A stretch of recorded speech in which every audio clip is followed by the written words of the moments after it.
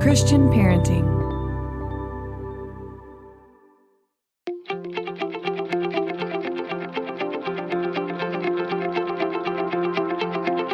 This is Cynthia Yanoff, and you're listening to Pardon the Mess.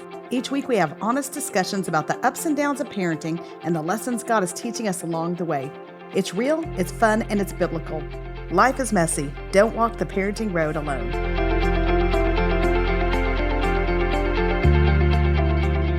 Hey guys, welcome to Pardon the Mess. I'm glad you're with us. As you know, it is January, and we are looking at areas of our life where we can make adjustments, we can freshen up, we can tweak some things in the new year. And so last week we had Louis Giglio talking about spiritual aspects of our life. This week we have Ken Wilgus speaking into our parenting and discipline and adolescents, teens. So I'll get to that in 1 minute. But before we get there, I'm really excited about a new project that I just released this week, and it's called Noteworthy Kids, 50 encouraging notes every child needs to receive. And the gist of it is I've written a notepad of 50 notes that you tear out depending on what's going on in your kiddo's life. It's just a word of encouragement. There's a place for you to write your own personal note on the back, but there's cards that say things like "you do you." And it's just a reminder to encourage our kids that they were designed uniquely and just to live how God created you to. There's another one that talks about dealing with the what ifs. That's the doubts in their life. There's one talking about remembering your why. Why is it we do things the way we do them in our house? An encouraging note. I know you did your best. That's a note for when maybe your kids didn't make the team or they just didn't have a success. There's 50 different notes that I've written, just encouraging our kids biblically. And I know after 2020, we could all use encouragement, and our kids are the same way. So I would love for you to grab a copy of these for your family, for your kids. You can put them in their backpack, lunchbox, somehow send them to school, put them in their car, mail them to your college kids. There's endless places to put them. But I know I've put them on my kids' bathroom mirrors, all kinds of places. So go to christianparenting.org/notes, christianparenting.org/notes to grab your copy. All right. Now, Ken Wilgus is back with us, and he's been on the podcast several times talking about all kinds of things with our kids. He's a licensed psychologist. He's talked about fear, panic, anxiety with us, and he's always a crowd favorite when he's on. And today he's talking about his book, Feeding the Mouth That Bites You. And this is just how to give freedoms to our adolescents, to our teenagers, and what that looks like. And it's a kind of a hard discussion that we have, but I think it's really important as he talks through giving freedoms and them choosing the music they listen to, the friends they have, even the church they attend at some point, giving them these freedoms as they go through their adolescent years and how that will transform our relationship with them. And so I can't wait for you to hear what he has to say. I will link his book and podcast notes, which I think gives a really, really good idea of how to do this well with our kids. And so I'm excited for you to hear from Ken Wilgus today.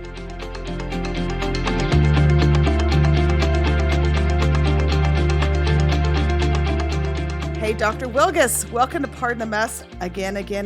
Thanks for being here. Thanks for letting me come back. Oh my goodness. Well, I try not to have a complex because I think of the ones of the podcasts I do that are just my own. I mean, they're, I think, well received, and I appreciate all of our listeners. But then when you're on, the spike I see in people listening. So your practical, applicable help is much needed for all of us in raising our kids. And so that's why I'm excited to chat with you today, just very specifically about your book, Feeding the Mouth That Bites You, a complete guide to parenting adolescents and launching them into the world. And let's just start by saying this. Whoever's listening, you may or may not have an adolescent, but if you have any child, they have either been one or they're going to be one. And especially if they're going to be one, now's the time to start thinking ahead, right? I totally agree with that, at least by the time they're 10. But you don't have to start doing a whole bunch of stuff in the book until they're 13. But it's always a good idea to know where you're headed. Yeah. Yeah. Okay. And so this book is the concepts behind it come from many, many years of counseling with families and kids. So can you just, tell us a little bit about what got you to this point? Were you seeing the same things over and over? Were you giving the same advice over and over? Kind of. Yeah. For about 20 years I've been in practice for 30 years. So for about 20 years, this was essentially parent training. And a long time ago, back in the 80s and 90s, when I was at Minnesota Clinic, parents would give whole days to seminars. You'd go to a ballroom and, for a Friday night and all day Saturday, And of course, now we want to just download it into our head in about 8 minutes. So Yeah, how do I yeah. get that? So it's I think over time it just developed into trying to put it all into book form. And yeah, it was based on certain basic patterns that was taking too much time with every family that I was seeing to rehash all this. So there's absolutely, and that's kind of part of the good news beginning, which is there's some basics here about the stage of adolescence that when parents know this, I call it being enlightened, then you can kind of know that you're doing it right. Not that everything is going to work out right, but that you can at least not have that feeling of, I don't have any idea if I'm doing, what am I even trying to do here? All that. There is a guide, or that seeks to offer a kind of a path through the middle, so Yeah. that with specifics like communication, discipline, dating, driving, all this stuff, you can have a general sense of, wait a minute, this is an adolescent, so this is the thing that I need to be emphasizing, and these are the things that at least explain why so much of what I'm trying to do goes so horribly wrong.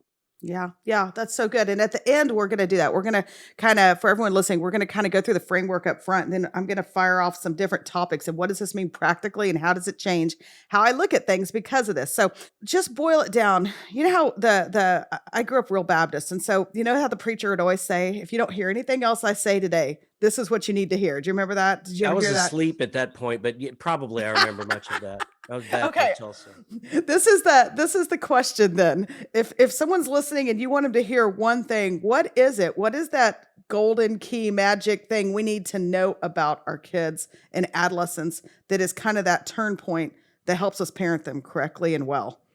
Okay, buckle your seatbelts. But the answer to your question is childhood comes to its natural end by around the age of 13. Childhood is over. Okay, well, I have a 13-year-old son, and I just need you to know there's not a lot of adult behaviors going on, I don't feel like. So let's talk through this. What does that mean? It's a very modern way of thinking about it. Like, when will I see adult behavior out of them? So this whole mess started. I was thinking about it this morning. It had to be within the first couple of classes that I went to in graduate school on adolescent psychology, and the professor almost tossed off the statement. As you know, the stage of adolescence, as we currently understand it, was created about 100 years ago. And the term teenager was never used until about 1942. Now, I don't know what the rest of the class was doing, but I was a bit stunned by that. Yeah. And I've remained stunned, and I want parents listening to be a bit stunned by that. That's like, as I always say, it's like going to medical school to be an ear, nose, and throat specialist and finding out that, of course, we haven't really had noses until about 100 years ago. And we didn't use the word, schnoz till 1942. And you're going, what does that mean? Yeah. Well, what it means is that adolescence, as we understand adolescence, rebellious, moody, sneaky, disrespectful, all those kind of things that essentially psychology started to try to deal with in the early part of the 20th century, is a post-industrial creation. That is, that even now in pre-industrial cultures, they don't have adolescence like we have them. If childhood comes to its natural end by about 13, which, in any creature, when you're able to reproduce, then, you're not a child. That's an adult-ish stage. So that's not even a sort of magic statement. But what happens when you have a culture that is more sophisticated?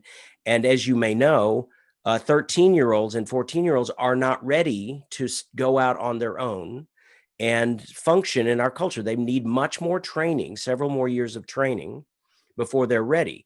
But prior to all this, you could be 13 or 14, go through some ceremony, many cultures had that, and then get your little hut at the end of the village and get going, and that's where you go. So the problem is that we have a disconnect between the end of adulthood, or the end of childhood, the beginning of adulthood, and when these young people are ready to function on their own. And that creates this gap that we call currently adolescence, because and as you can guess, it's a problem for an adult like your 13-year-old son yes, like your son, Cynthia, who is feeling more and more adult, but Yeah. also knows that, I'm not ready to go live life on my own. That's why Right. you'll hear them talk like that. Parents are like, oh, my 14-year-old, she's always been like this. Well, okay, she might have been a strong-willed 5-year-old, but the reason for a 5-year-old strong will is not, hey, 13 more years and I'm out of here. That's not the same motive as what happens with adolescence. So what you have is this tension that I know that I am a race car and I have to stay in first gear all the time. I can never crank up and use my judgment and live my life. I'm talked down to and patronized, and teenagers, as you may have noticed, are pretty touchy about all this. But that's a post-industrial creation, is what our adolescent stage is. Okay, so let me dumb this down for myself, and just say, tell me if this is correct. Basically, we've made up this whole concept of teenagers. I'm air quoting that teenagers, right? And so they are God given, designed to be moving towards adulthood at what, 13 They ish. are adults at 13. Just sit back, take a breath. Oh, I'm Dr. not Wilgus, kidding. it's Monday morning. Yeah, I mean, come on. Slow down here. Okay, so if that's the case, and I think biblically speaking, you and I've talked about this before. Biblically speaking, that's completely supportable. That's how they were designed, how God created them. We look at all these stories in the Bible where really people were adults. I mean, Mary had a baby, had Jesus as a teen, probably a little younger than what I would even consider a teen. All these different places in the Bible where God gave responsibility and created them with the capabilities to do his God-given design plans at an early age, which I would not call adulthood. Is that about right? Yeah, that's right. And that's a good reference to keep in mind. For example, we get the story of Jesus' birth, and then the next story happens when he's 12 in Jerusalem, the argument between Jesus and his mother. Well, at that year, poor family goes to Jerusalem once a year. So that was his bar mitzvah year. This is a bar mitzvah boy, which in Jewish culture used to mean something. I've been to bar mitzvahs now that they're cool, but they don't change the teenager's life. But it was a transition, a recognition that you're no longer a child. And I think that's part of what Jesus was getting at when he was talking to his mother was, did you not know I need to be about my father's business? It's both a reference to Joseph, wink, wink, as we both know, isn't my father, but it's also a declaration. There's a reason, I think, why that was made at 12, because then he moves from a child who is obedient to his parents to a young adult who is submissive to his parents, and those are not the same thing. Okay, and so it ends up this becomes this disconnect because of how they're created, and at some point they are adults, and we've got this kind of neutral ground, or it's not even neutral, where we're trying to influence a certain way, and so. Is that what you believe is a lot of what causes so much friction or all the hard places of parenting these teens is because we're coming at it from a perspective that they are by design and creation not at. And so is that what's causing the disconnect? Is that why we have so many tensions with our teenagers? I think I heard you say that we're supposed to be moving from teaching and protecting to training and preparing. That's and correct. And because there's a disconnect in that, that's what causes kind of some of these problems with our kids. That's the most, it doesn't explain all of every teenager's frustration and tension, but I guarantee you it explains a huge portion of it for virtually all of them. Teenagers are adults in training, is what I call them. And, when you sit and talk to teenagers for as long as I have, and as many teenagers, you really recognize how easily patronized they feel, how almost paranoid of my parents are going to come in and take control of this and that and whatever, these things that we now take for granted because we're now 3-4 generations into this kind of confusion, that we just think, that's the way they are. No, they're not. They don't need to be. They are perceiving your very helpful statements, did you get your homework done, all these things. The reason that they are often defensive and angry is because they feel very commonly patronized. No one has said the day that they were 13, certainly not by 14, 15, 16, sometimes 20 or more. No parent has said, hey, by the way, at this point, I'm just giving you advice. In this thing, you need to make your own choice about this. That's up to you. You're too old to do what I say. Sometimes adults never hear that from their adult parents and love their parents, hopefully honor their parents, but they don't like their parents because it's just hard to be taught, advised, required your whole life. You never reached a message. Oh, you're now an adult. And all I'm saying is that's a new thing. It's only about 100 and maybe 110 years old. Okay.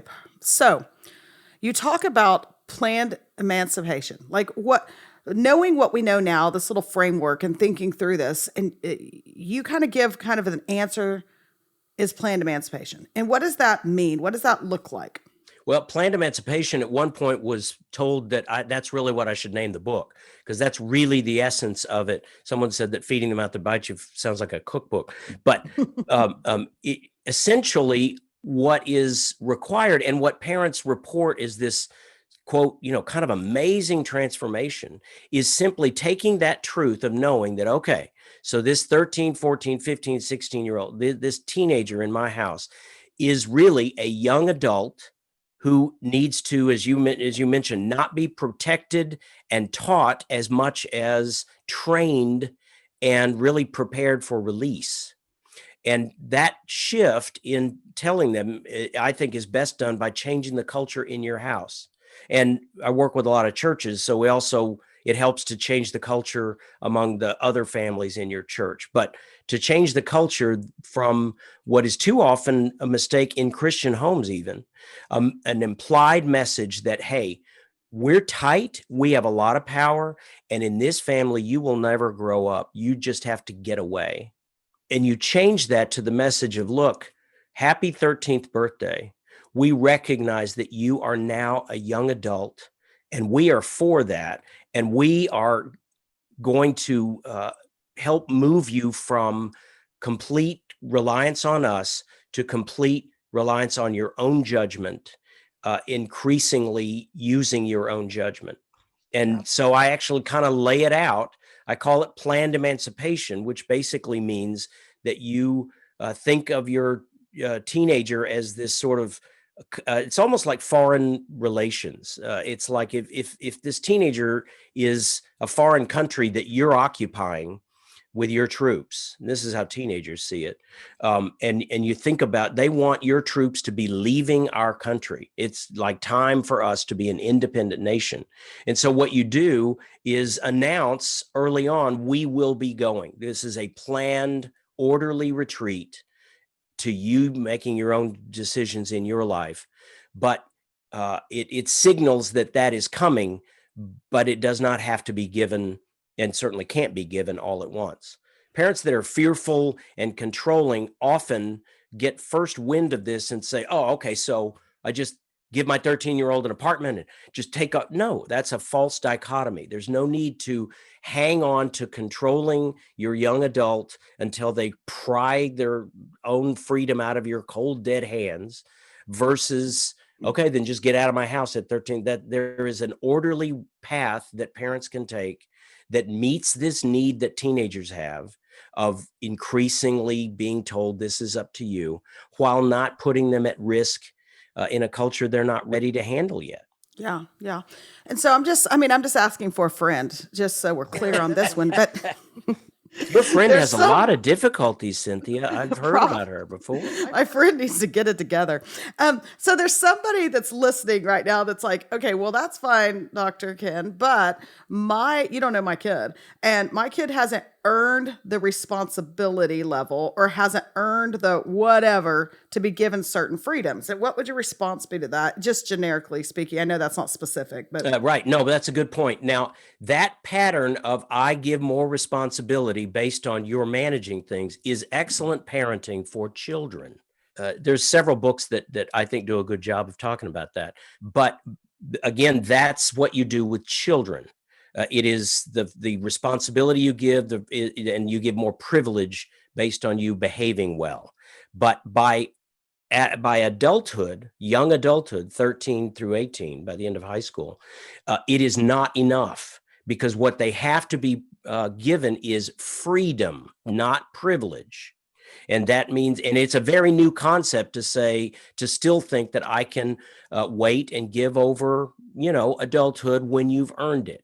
Well, that's a very crashing in. I've got an email sitting in my box right now of a mom of a 24-year-old adult who is telling me that she's not sure if they should let him make this move, and because he doesn't have a job, and we're not sure we're going to let him date this girl. And you're kidding yourself that you can hold on to that. So freedoms means that you give the message that in this thing, we don't need you to ask us anymore. You need to make your own decisions about this thing, which is so rarely talked about. I mean, think about your own growing up. This has been going on for 3 or 4 generations.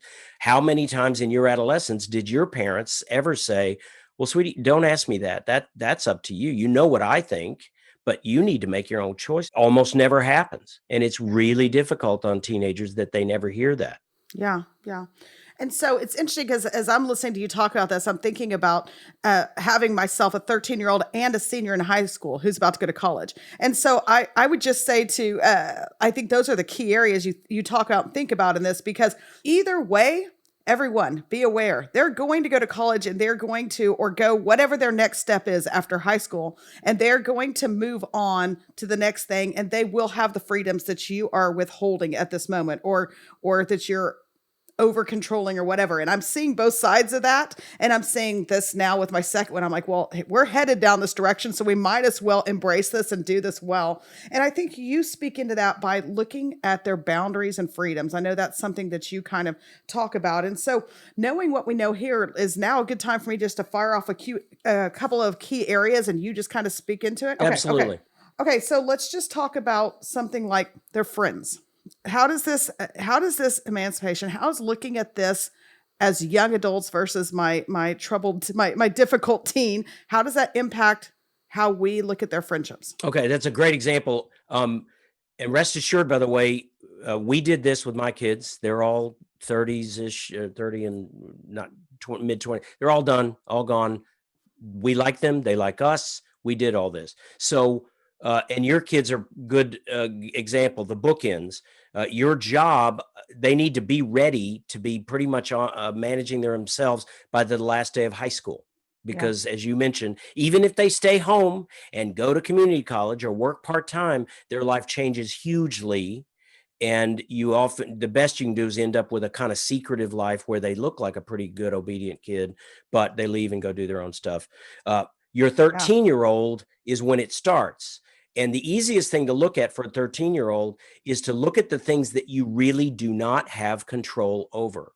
And so like with a 2-year-old, you can wrap up a present, a toy they already have, and go, oh, look, and they're excited because it's as if, you've given them something. Well, teenagers need to know that you recognize things that you cannot control, and who they are friends with is absolutely in that early list. So among my 13-year-old kids, among the little presents they got, which was virtually always a gift card. You ever notice teenagers just want a gift card? I don't care. They just want money. I know. That's all they just give me want, cash and go. Yeah. But we also gave the freedom to use your own judgment in who you are friends with. Use your own now it needs to be use your own judgment in what music that you listen to. Those are easy ones because, just in case anyone doesn't recognize, you are not controlling that. You cannot control that. If you think you are, you're kidding yourself, because unless you're Amish, and you wouldn't be because you're listening to this podcast, your teenager can listen to unedited music if they want to. It's all over YouTube. It's all over everywhere. They know electronics way more than you do. So it is not exactly like giving up on God's plan for you to make sure that their little ears don't get bad stuff in there. It is, in fact, the other way around, that it is recognizing if you want to be effective at all, then you start by announcing, you are now too old for me to be making these decisions for you. And then, and this is I'll come to this over and over again, if you do it right, the other side of this that so many parents never see is that then you can influence your teenagers by real communication, not a cop going, "What are you listening to? Because I got my gun drawn. I'm ready to," but literally, "Can I see your playlist?" And really talking adult to adult about these things as they've been given over, because you can't control it. And the best way to influence it is to really communicate about it.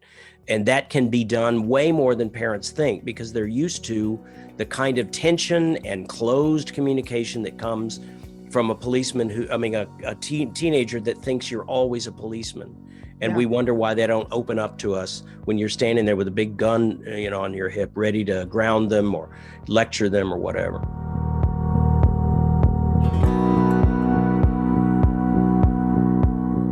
Hey guys, today's podcast is sponsored by our friends at Faithful Counseling. Is there something interfering with your happiness or preventing you from achieving your goals? Faithful Counseling is a solution for people seeking traditional mental health counseling who would prefer to hear from a Christian perspective. Faithful Counseling will assess your needs and match you with your own licensed professional therapist. It's not a crisis line, it's not self-help, it's professional counseling done securely online. You can log into your account anytime and send a message to your counselor. You'll receive timely and thoughtful responses, plus you can schedule weekly video or phone sessions. It's more affordable than traditional online counseling, and financial aid is available. Faithful Counseling wants you to start living a happier life today. Go to faithfulcounseling.com/pardonthemess for 10% off your first month. Again, that's faithfulcounseling.com/pardonthemess. And join the over 500,000 people taking charge of their mental health with the help of experienced professionals. So my friend is going to respond to you by saying, but you're just, I can't encourage those friends. I can't encourage that kind of music. And if I tell them, like, you're at the point to make this decision, I know the decision they're going to make, and I can't support that. That's a great point. So number one, you actually don't know the decision they're making. I tell you that is good news, because I love when teenagers surprise us. I can't tell you how many times parents have told me, "Dr. Wilgus, he's going to fail this year. I know he's not even going to graduate." And almost always, if you are, again, not over controlling, you'll be wrong. But number two, again, since it's based on the need that they have to know that my mom knows that I am getting to be an adult, and also the fact that your parenting intervention of controlling it like you did when they're a child is increasingly useless every year, then the middle ground is that communication does not mean that you can't say anything about their friends. As a matter of fact, it can increase your chance. Ever try to tell someone that they're not dating the right person? "You don't even know him. He's great." Well, most of the time they're defending what they heard you saying, which is, "Sweetheart, remember, you don't even know who you can hang out with." They think you're questioning their judgment. So if you reframe that with, "Look, I wouldn't be friends with the guy, but it's your friend. So I'm not telling you can't. Here's the thought I have," and then you can give them advice. There's a whole section in the book on advice giving that is like swallowing a big pill by chopping off the front and the back end, and making sure they know that the words I'm about to tell you is just advice. I recognize it's my perspective, that you can take it or leave it. And man, that's very powerful. Many parents think it's the reverse, that I need to come in and go, "Now look, I've lived many years of my life and I'm here." They think that's going to help, when in fact it closes their ears down. Yeah. When you start with, "Listen, I'm not telling you can't hang with him. You know already I don't like the guy, but he's not my friend, and you're not 6." Yeah. But it just seems to me that he gets you into trouble a bunch. And I've already told you I'm not going to protect you from anything if you're, lumped in rumors with that guy. So it just worries me for you. How much does that guy care about you? I just don't know. But listen, I'm sorry for saying anything. It's your deal.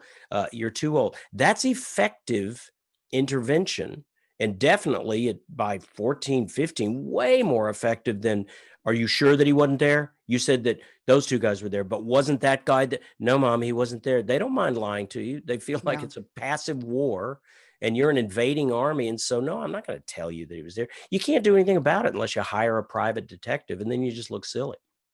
Yeah. It's a lot easier with my 4-year-old, because I can still say, "Because I told you to." That's right, which is perfectly appropriate. Don't start feeding the mouth stuff as children. I'll get that occasionally. We've started that already. No, not at 4. The answer of no, because I told you not to, and here's the consequence for it, is perfectly appropriate.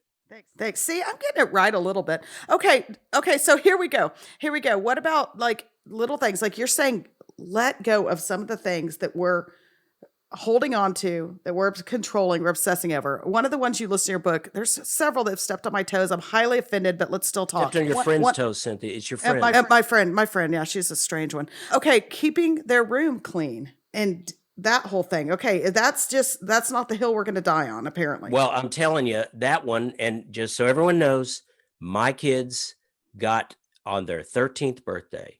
You no longer have to answer to us about how you keep your room. Now, and what you'll read is that with freedom always comes responsibility, accountability. So for example, one of the things to keep in mind is how often through adolescence, parents ruin their relationship over trying to keep a room clean. But secondly, you have to ask yourself, why is it's never been easy to get them to clean your room, but man, now it's like impossible. They're suddenly deaf. They can't hear me, all this stuff. It's because they hear this very often as a patronizing thing. So you simply flip the script. Hey, you know what? You're not a kid anymore. So you don't answer to me about your room. You keep it however you want. By the way, of course, there's the washer, there's the dryer. You'll be doing your own laundry because I'm not going to be picking up stuff or whatever. You need to handle that. Oh, and you can keep food in there if you can afford an exterminator.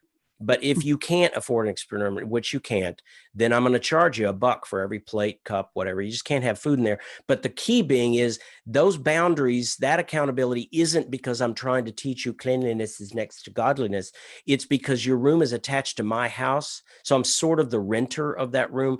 And if you wreck that, it'll wreck us. So and most teenagers recognize that. There's a big difference between you should hang those things up or they'll wrinkle versus, dude, you're bringing ants to my house. And that's why we have this rule. So anytime there's freedom, it also includes accountability. If you have a friend that you like, but that guy came in and took stuff out of my fridge and didn't even look me in the eye, he's absolutely your friend, but I've already told you, I don't want him coming to my house. Sorry, he's just not a nice guy. I don't like it in my house. Do you hear the difference? It's like you don't have to. Hey, you can listen to your own music in your own headphones. I have parents that come back going, yeah, but I hate his music. I'm like, well, why are you listening to it? Well, because I told him he could listen to it when we're on the way to school on Tuesdays and Thursdays. No, are you kidding me? You're adult. That's your car, your stereo. No, I'm not going to listen to that junk. Why don't you get your own car, your own stereo? That'd be good. Oh, wait, you're 15. You can't do that. But you don't have to patronizingly, allow their freedom because it's freedom. So put your own headphones in because that's between you and God what you do. But the boundaries say we're not going to have to suffer because of the freedoms that we've given you. Does that make sense? Totally. And so some of the other things you talk about, and people, you just need to grab this book. Again, it's Feeding the Mouth That Bites You. We'll link it in podcast notes. But some of the other areas that you speak into is things like their grades, what time they go to bed, their judgment and how they dress themselves, like their fashion sense. Even one that I want us just to hit on too. There's so much we could talk about, but I will let people read the book, and I'm sure at another time we'll hit some of these. But one of the ones that you mention, a freedom that we need to start giving these kiddos, is even using their own judgment and where they want to attend church. That's right. Now, listen, Dr. Wilgus, you're starting to get a little personal here, and so myself wants to say, you get in our car. I don't ask a lot of you, which I do ask a lot of them, but we're all going to go to church. We're going to sit together. We're going to look a certain way, and it's all going to be fine. And you need to know victory in Jesus anyway. We got to know the hymns, people, right? So the tendency for me to want to say, like, we're going to go to church together. We're going to sit together. And I'm sorry you don't love this kind of music, but it's an hour a week, so get over your bad self. And so you're going to say in response to that? That you will be succeeding in dragging your teenager's carcass to church with you, and her soul will be left somewhere else. That particular freedom means a lot to me because of several things, including that it helps to discern me as a parent. So many parents operate out of fear. And I get that, but as Christians, of course, we are are to oppose fear, not embrace it. And we, these children don't even belong to us. Jesus is there. So the church one is a good one in that, number one, I'm perfectly fine with that being one of the later things that you give over. Spring of senior year is the latest. It's got to be in their hands before they leave your house. But if you wait until the senior year, spring of senior year, I think that's perfectly fine. Always let them know it's coming, because they need to know what, if you looked at certain research, you'll find out that 60 to 80% of church involved evangelical high school kids drop completely off the spiritual map when they leave home. And my experience of that, having talked to them, isn't that they're very rebellious against the faith. It's just that they never really thought about it for themselves. That's just what we did. That thing my parents did. And they never had the chance to really think through, hey, are you going to go to church? Yeah. Well, am I not supposed to? That's between you and God now. And I've wondered, because you don't seem too fired up about it, why do you go to church? It's best to have some of that conversation in the few months before they leave your home, because again, it gives them the opportunity to own it and really think about, and the most important thing we're trying to get across, their personal relationship to God guaranteed through Jesus. That's a pretty big deal.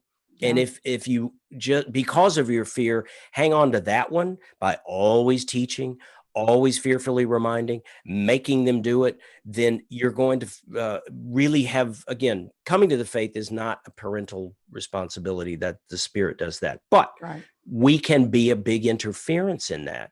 And this means a lot to me, because I think it's a critical factor of taking out any sense of either passive cooperation with my mommy and daddy or this oppositional thing to my parents after they leave home. You need to let them know, and in this family, even in your faith, we expect you to grow up, not to just get away. Yeah. Yeah. And so in full disclosure, I will say this, I've jumped kind of all over the map of different areas, and I like what you're saying. Like, that's something, church attendance, where you go to church, that kind of thing. That's a senior in high school type of item. Whereas maybe friends, keeping your room clean, listening to music, some of that would be closer to the 13, 14. Okay. Your friend's son. Yeah. Well, yeah. How long is this podcast? We may have some ground to cover. Prayer and Xanax, Cynthia. It's the best combination. You'll be fine. In that order. And so, okay. And then here is the other thing I wanted to ask you to hit on. Why is this so hard for moms? Like, why do we struggle with this? Because anyone who's listening that has adolescents is listening and saying, yeah, I like what he's saying in theory, but there's some areas that I'm going to really struggle with this. Why, especially for moms, are we going to struggle here? Well, it's a good point, because dads who just pick up the book, very often it's like, okay, yeah, that's kind of what I've been trying to say. So a bunch of this is a kind of fatherly addition. Father's instincts are often better with adolescents. I'm not kidding. However, mother's instincts are way better with little kids, because standardly, and individuals vary quite a bit, but there is still mostly a mother's tendency toward parenting is what I call nurturance. It's just, they're good at sensing what my child needs, and they will kill you if you get in the way of me giving my child what they need. And so it's a way of showing love. So by giving up and handing over freedom to good moms, real nurturing moms, it feels unloving. It feels like I don't care. And oftentimes it requires a good marriage enough for that woman to trust this guy who didn't have anything to say for the first 10, 12 years. And now suddenly he's, honey, I think we should leave that to him. Who are you, dude? You don't even know what's going on with the kid. It feels genuinely unloving and scary. And so I think it's important for moms to both be kind to themselves, that, there's a reason this is hard in a culture that, you're 150 years ago, your 13-year-old would be gone by now with the men in the field. Your daughter would probably be married and maybe getting ready for her first child. They're still right there. And so you'll want to nurture. So you need to be kind with yourself about that instinct, but never forget that nurturing, this teaching, helping, training, protecting, is a way of giving love, but it is also very disrespectful. And that's, you can't, and you have to face that choice all the time. I know I wasn't supposed to lecture, and I shouldn't have grounded her, but this was just terrible. because that friend, I've already told her and I shouldn't have done it, but it's going to be received as extremely disrespectful. As much as you're trying to be loving, it is. And you tell me, teenagers, when you passionately try to show your love by sitting down and really telling them the truth about something that they were hoping to make their own judgment about, they receive it not as, well, thanks, Mom, that's really loving of you to tell me what mistakes I'm making. They receive it as disrespectful. So you have to recognize that choice, that it's not a matter of, well, don't want to keep I'm going to stop being loving.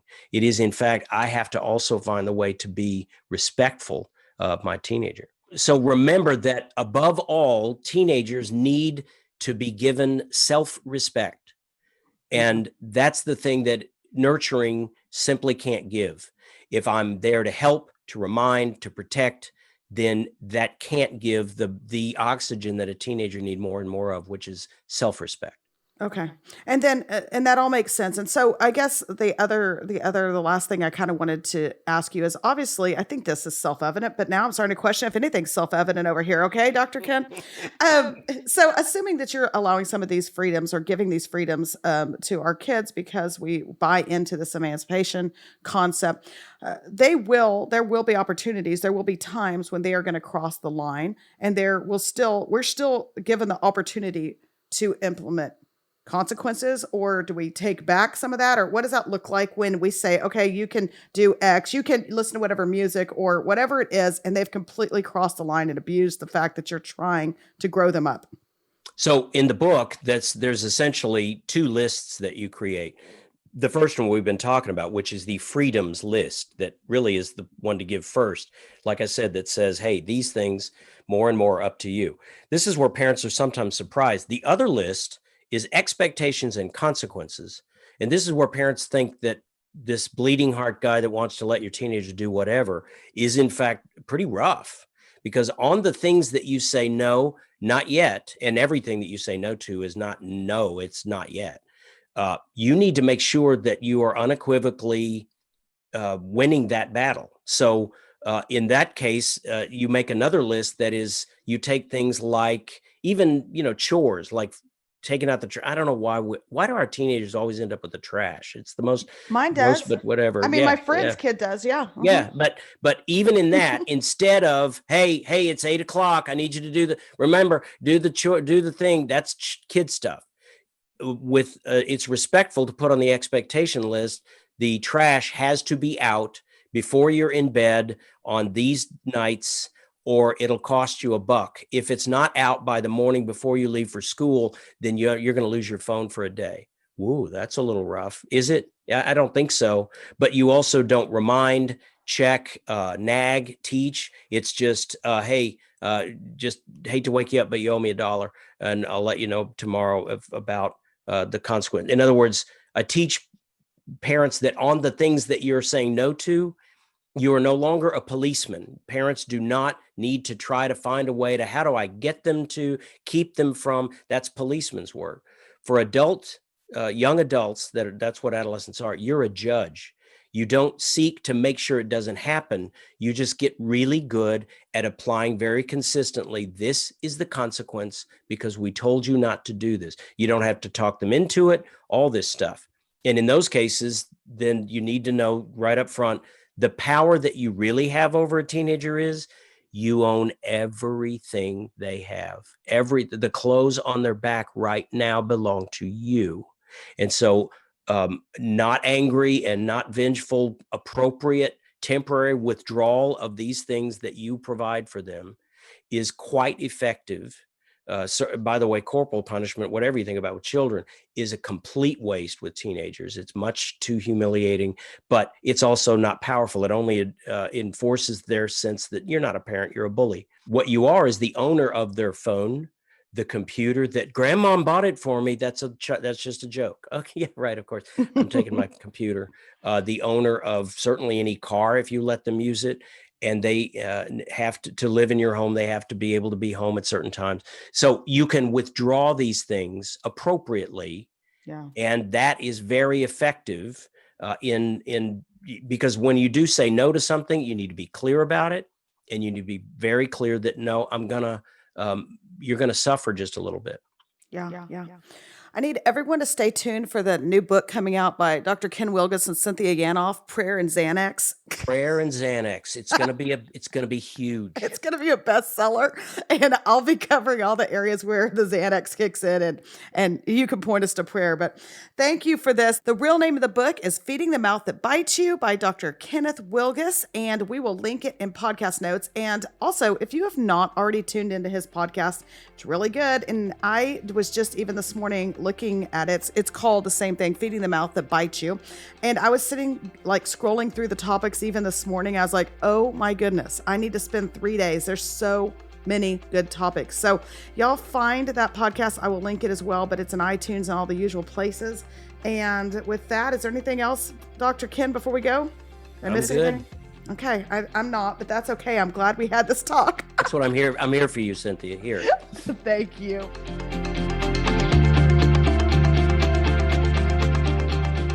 Okay, so maybe some of that was hard for you to digest, and I understand that. Some of that's hard for me to digest too, but I also know that there are so many pitfalls in raising teens, and we've seen all around us, and maybe some in our own home, of the places where it's rough. Those are hard waters to tread. And so as a licensed psychologist that is focused on this particular area, I think he's got a good word for us. So grab his book, read all the way through it, get a better understanding of kind of what he's offering and suggesting.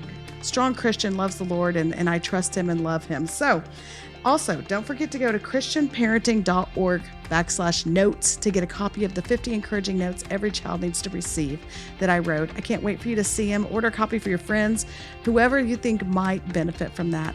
We know your days are busy, so as always, thank you for joining us as we pardon the mess.